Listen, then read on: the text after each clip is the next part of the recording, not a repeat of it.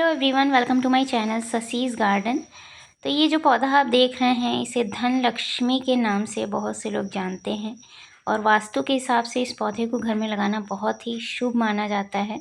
तो इसे jade plant भी कहते हैं। जेड प्लांट के नाम से भी आपको ये पौधा नर्सरी में मिल जाएगा। नर्सरी में अगर आप इस पौधे को लेने जाते हैं तो ये पौधा काफ़ी कॉस्टली मिलता है, जबकि ये कटिंग से बहुत ही इजीली लग जाता है, लेकिन सभी लोग इसे नहीं लगा पाते हैं। कुछ रीज़न्स होते हैं। इस पौधे को लगाते वक्त कुछ बातों का ध्यान रखना चाहिए। इसकी विंटर केयर, गर्मियों में किस तरह से आप इसे रख सकते हैं, बारिश में, तो अलग अलग सीज़न में इसकी अलग अलग तरह से केयर की जाती है, तभी ये पौधा हमारे गार्डन में हमेशा सालों साल बना रह पाता है।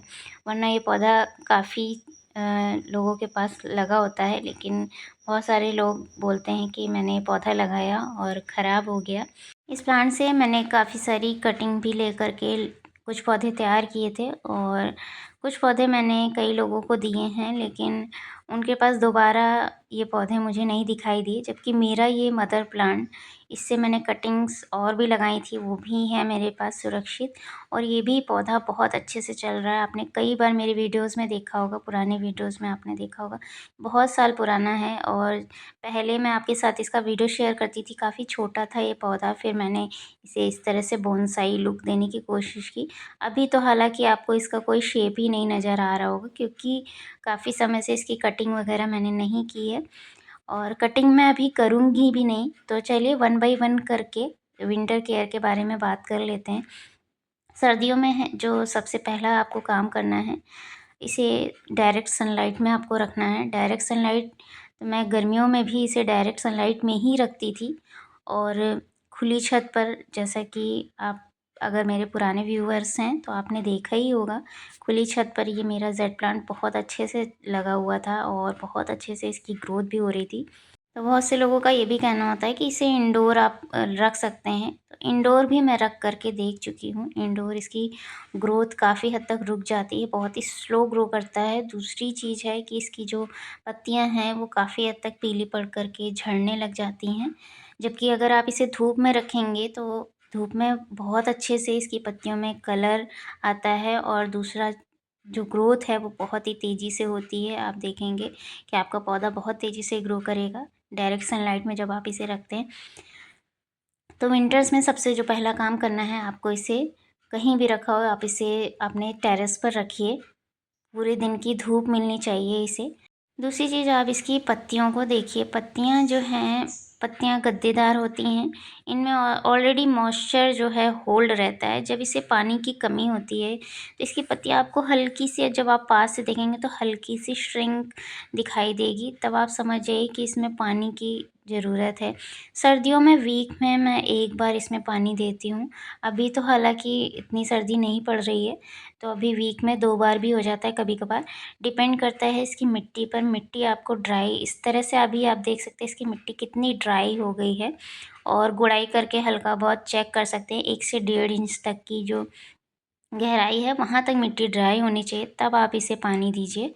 तो ये पौधा सर्दियों में आपका बचा रहेगा। सर्दियों में ज़्यादातर जो कारण होता है पौधे का मरने का, जेड प्लांट का, वो यही होता है, ओवर वाटरिंग, और लोकेशन सही नहीं होता है, जिसकी वजह से पौधा ज़्यादातर मरने लग जाता है। स्टार्टिंग में आपको दिखेगा कि पत्तियाँ पीली पड़ने लगेंगी, और वो जो पीली पड़ी हुई पत्तियाँ हैं वो कुछ समय के बाद अपने आप झड़ने लग जाती हैं। धीरे धीरे करके पौधा पूरा पत्तियाँ गिरा देता है और ख़राब हो जाता है। तो इस तरह से 2 काम आपको करने हैं, ओवर वाटरिंग से बचना है और पौधे को डायरेक्ट सनलाइट में रखना है। तीसरा काम आपको करना है गुड़ाई। गुड़ाई वीक में आप चाहें तो 2 बार कर सकते हैं। जिस दिन आप पानी दें उसके दूसरे दिन मिट्टी की अच्छे से गुड़ाई कर दें। मैं आपको करके दिखा रही हूँ गुड़ाई, क्योंकि मुझे आपको दिखाने की मिट्टी इसकी कितनी ज़्यादा ड्राई है, इसलिए मैं बिना पानी दिए ही आज इस तरह से गुड़ाई कर रही हूँ। लेकिन आपको जिस दिन आप पानी दें उसके दूसरे दिन आप गुड़ाई करें। तो इस तरह से आपको इसकी गुड़ाई करते रहना है ताकि मिट्टी में एयरेशन बना रहे। तीसरी चीज़ है कि आपको इस पौधे को अभी फर्टिलाइज़र नहीं देना है। 2 महीनों तक बिल्कुल भी फर्टिलाइज़र नहीं देना है। दिसंबर और जनवरी जब इसका ग्रोइंग पीरियड आएगा तब आप इसकी अच्छे से गुड़ाई वगैरह करके, इसकी कटाई-छटाई करके इसमें फर्टिलाइज़र दें, क्योंकि अभी ये पौधा डोरमेंट पीरियड में है। अभी आप इसे किसी भी तरह का फर्टिलाइज़र देंगे तो उसका कोई फ़ायदा नहीं है। पौधा किसी तरह की ग्रोथ नहीं करेगा। इस समय जितने भी इस तरह के पौधे होते हैं वो रेस्ट पीरियड में होते हैं, तो आप इसे एज़ इट इज़ छोड़ दें, जैसा है वैसा रहने दें। सिवाय आपको बस पानी वगैरह थोड़ा बहुत जो मैंने बताया आपको, वीक में 2 बार, अगर मिट्टी बहुत ज़्यादा ड्राई हो रही तो वीक में 2 बार, वरना वीक में 1 बार भी देंगे तो चलेगा। तो अगर आप इस पौधे को कटिंग से लगाना चाहते हैं तो कटिंग से लगाने का जो सीज़न है, या तो आप बारिश के सीज़न में लगाइए, बारिश में बहुत अच्छे से वैसे भी सभी प्लांट्स की कटिंग लग जाती है, या फिर फरवरी मंथ में जब सभी प्लांट्स अपनी नई ग्रोथ करते हैं जो डोरमेंट पीरियड में होते हैं, तो उस समय भी अगर आप इसकी कटिंग को लगाएंगे तो लग जाएगी। फरवरी मंथ में जो मेरा काम रहता है इस पौधे के साथ, इसकी अच्छे से कटाई छटाई। अब इसका शेप बिल्कुल बिगड़ा हुआ है, जगह जगह से इसकी पत्तियां निकल रही हैं, स्टेम एक्सेस स्टेम दिखाई दे रही हैं बाहर की तरफ, कोई शेप नहीं है, जबकि ये पौधा बहुत अच्छा सा एक गोल शेप ले चुका था, एक ट्री का शेप ले चुका था। तो अभी इसका शेप ख़राब हो गया है और मैंने कटिंग वगैरह बिल्कुल भी नहीं की है, और ना ही अभी मैं इसकी कटिंग करूँगी। जैसे ही सर्दियाँ ख़त्म होंगी तो उसके बाद मैं इसकी कटाई छटाई अच्छे से करने के बाद इसमें फर्टिलाइज़र वगैरह दूँगी, और उसी समय पे अगर मुझे इसकी कटिंग वगैरह लगानी होगी तो कुछ कटिंग्स लगाऊँगी, और रिपोर्टिंग वगैरह करना होगा तो वो काम भी मैं फरवरी मंथ में ही करती हूँ। इस समय सर्दियों के समय आप बिल्कुल भी इसकी कटाई छटाई वगैरह बिल्कुल भी मत कीजिएगा, कोई फ़ायदा नहीं है, और किसी भी तरह का फर्टिलाइज़र मत दीजिए। 2-3 बातों का आप ध्यान रखिए तो आपका पौधा कभी भी ख़राब नहीं होगा। कई सालों से है मेरा ये पौधा मेरे गार्डन में, और हमेशा से ही इसी तरह से मैं इसकी केयर करती हूँ। तो वही एक्सपीरियंस मैं आपके साथ शेयर कर रही हूँ। इस तरह से आपका पौधा सर्दियों में बचा रहेगा। तो कुछ ख़ास बातें थी जिनके बारे में मैंने आपको बताया, और इन्हीं रीज़न्स की वजह से ही ये पौधा ख़राब होता है।